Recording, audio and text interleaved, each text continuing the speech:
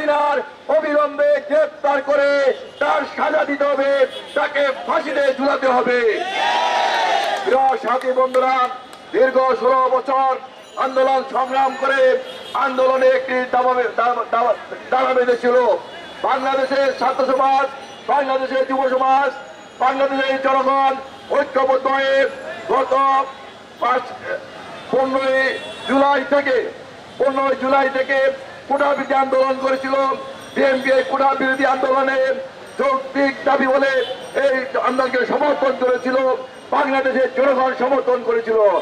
এই আন্দোলন করতে গিয়ে প্রায় 15 তারিখ থেকে আগস্টের 5 তারিখ পর্যন্ত 2000 ছাত্র জনতাকে এই ফ্যাসিস্ট শেখ হাসিনার নির্দেশে হত্যা করা হয়েছে।